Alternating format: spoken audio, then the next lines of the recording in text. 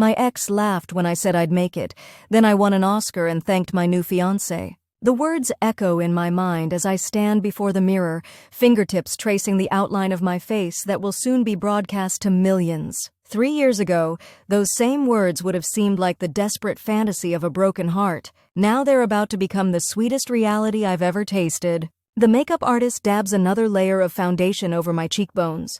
She can't see the scars that truly need covering, the ones etched into my soul the night Ethan destroyed everything I thought we were building together.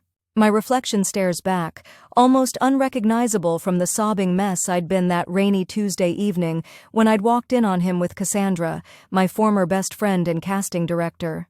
The two people I'd trusted most in this ruthless city, tangled together on our bed, while my career rejection letter sat unopened on the kitchen counter.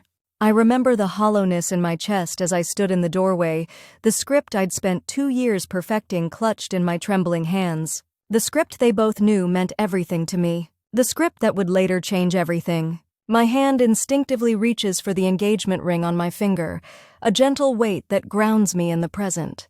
Thomas, my anchor in the storm that followed. The thought of his smile loosens the knot that still forms in my stomach whenever I revisit that night.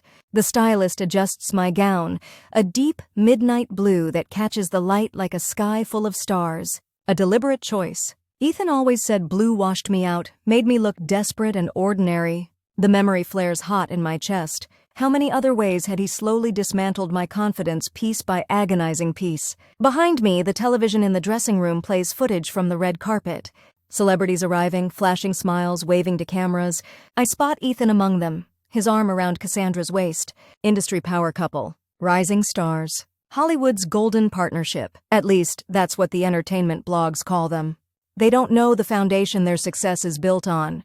They don't know about the script. My script. The night Ethan found me packing my things, mascara streaking down my face like black rain, he'd laughed. Actually laughed when I told him I'd make it without him, without his connections, without Cassandra's influence. I can still hear it, that dismissive chuckle that said more than any shouted insult could have.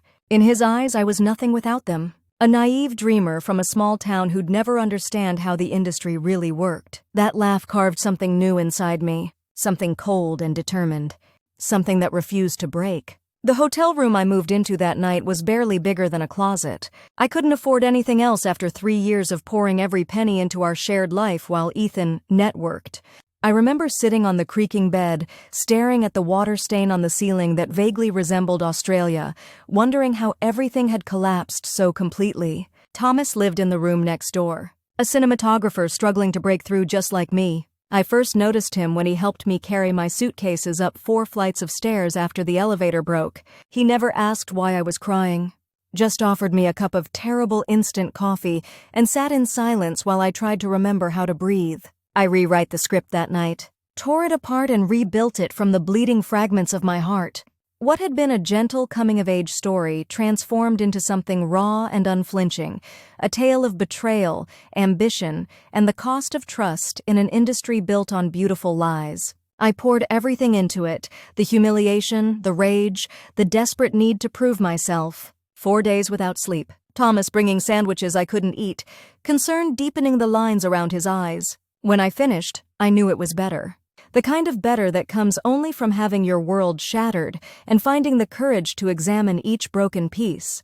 The first 6 months were brutal, 37 rejections, each one hitting like a physical blow. I worked 3 jobs, waitressing, transcription, script consultation for student films. Anything to keep the lights on while I sent my screenplay to every production company that hadn't already aligned themselves with Ethan and Cassandra. Their rise during this time was meteoric. His acting career took off under her casting influence. Their engagement announcement made the cover of industry magazines. I'd see their faces smiling from newsstands while walking to auditions in shoes with slowly separating soles. The weight of my hatred frightened me sometimes. The way it burned cold and steady, a pilot light that never extinguished no matter how exhausted I became. Thomas worried. I could see it in the way he'd study my face when he thought I wasn't looking. He never told me to let it go. He understood too well how this industry worked, but his gentle presence reminded me there was more to life than revenge. Then came the call I'd stopped allowing myself to hope for. Marcus Abernathy. legendary independent producer with a reputation for recognizing raw talent. He wanted to meet. The script had moved him. His exact words, according to his assistant. I remember standing in the hotel hallway, phone pressed to my ear, knees suddenly unable to support my weight.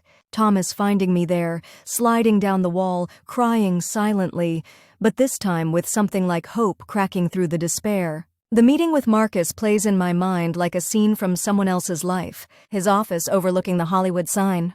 The way he leaned forward when he spoke about my characters, as if they were real people he'd grown to care about. The moment he said he wanted to produce it with me retaining creative control. The contract sliding across his desk. My hand shaking so badly I could barely sign my name. What followed was a whirlwind. Casting, location scouting, pre-production meetings where people actually listened to my ideas.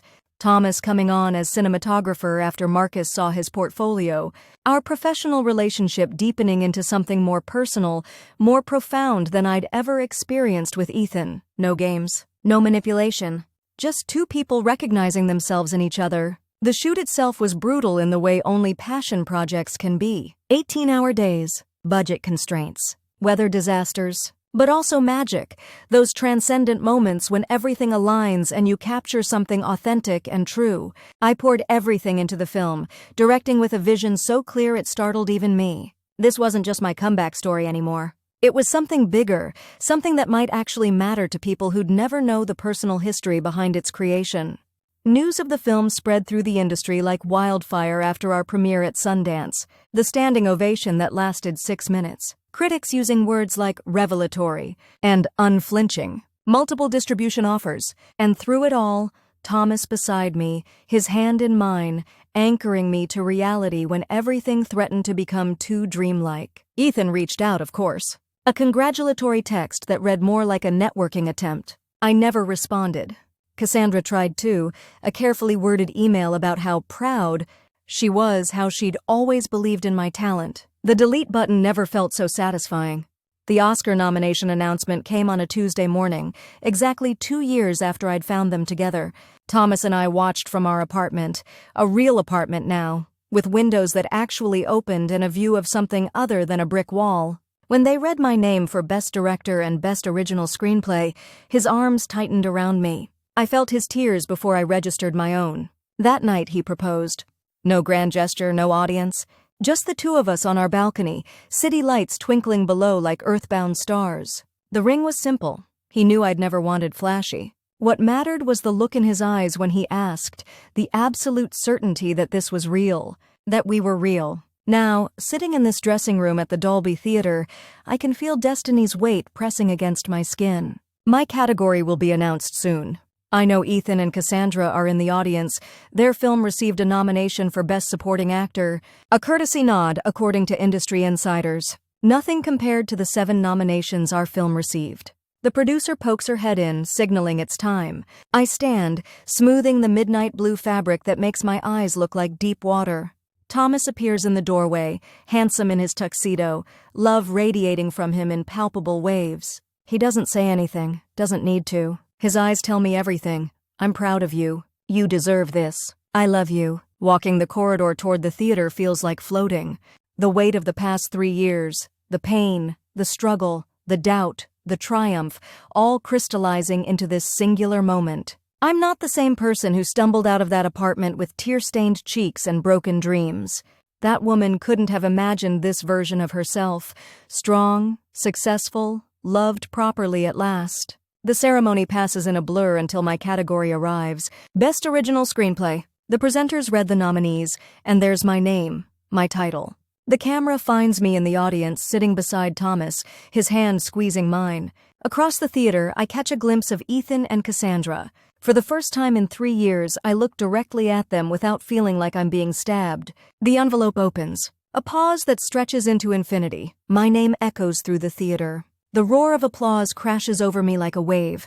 Thomas's kiss on my cheek. The long walk to the stage feels both endless and instantaneous. The statuette is heavier than I imagined, solid and cold against my palms. At the microphone, facing the sea of faces, the lights nearly blinding, I find myself suddenly calm. This moment doesn't belong to my pain or my past. It belongs to something better, I thank the Academy, our incredible cast and crew. I thank Marcus for taking a chance on an unknown. And then, looking directly into the camera, knowing Ethan and Cassandra are watching, I say it. Most of all, I want to thank my fiancé, Thomas, who showed me what real partnership looks like. Who believed in me when I'd forgotten how to believe in myself? I pause, feeling the words rising from that place where pain once lived. And I want to thank those who didn't believe in me. You taught me that sometimes we have to break completely before we discover what we're truly capable of creating. The subtle gasp ripples through the audience. Those who know. Those who don't still feel the weight of the words. As I walk off stage, Oscar clutched to my chest. I catch Ethan's expression on one of the monitors. The shock. The dawning realization. The recognition that the story everyone's been celebrating these past months, the story of betrayal and rebirth, is ours. But it isn't ours anymore. It's mine. My triumph. My story. My life. Later that night, after the governor's ball, after the champagne and congratulations, Thomas and I slip away early. Back in our hotel suite, I kick off my shoes and stand at the window, Oscar placed on the coffee table. The city sparkles below, indifferent to individual triumphs and tragedies. Thomas wraps his arms around me from behind, rests his chin on my shoulder. The revenge I've fantasized about for years is now complete, and strangely, I feel no particular satisfaction from it. Not in the way I expected. What I feel instead is freedom. The story that began with betrayal has transformed into something else entirely. A story about finding my own voice, my own path, my own love. My ex laughed when I said I'd make it. Then I won an Oscar and thanked my new fiancé. But the real victory isn't in the golden statue or the public vindication. It's in the woman I see reflected in the window glass, someone who no longer needs revenge to feel complete. Someone who has built something authentic from the ruins of what was lost. As Thomas and I turn away from the window toward our future, I realize I'm finally ready to let the past be simply that. The past. A chapter closed, a lesson learned, a bridge to the life I was always meant to live. A life that, for all its painful beginnings, has delivered me somewhere beautiful beyond anything I could have scripted.